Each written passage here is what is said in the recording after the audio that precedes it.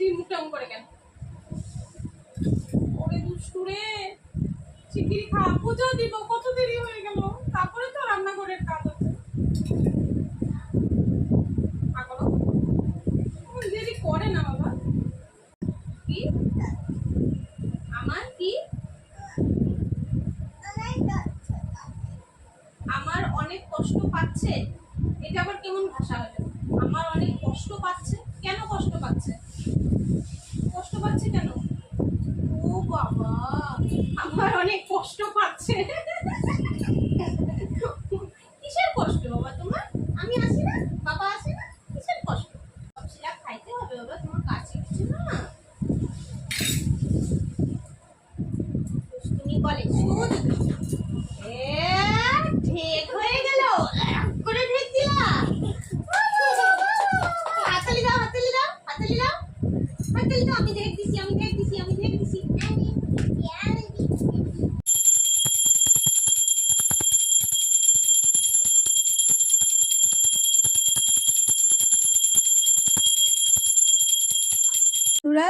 এই যে এই পাতাগুলো নিয়ে নিয়েছি আজকে, আবার এই পাতাগুলোর আজকে বড়া করা হবে। এই পাতাগুলোর নাম কি জানেন তো? আপনাদেরকে কিন্তু বলেছিলাম আমি। এটা হলো গন্ধ পাতালি পাতা।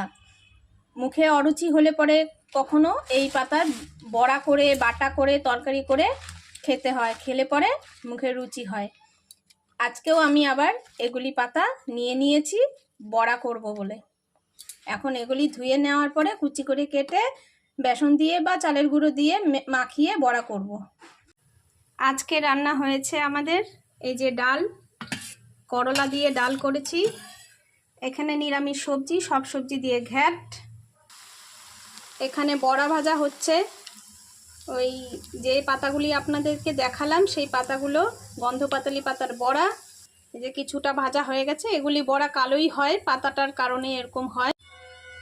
আর করেছি আমার ছেলের জন্য ডিম, আর বরের জন্য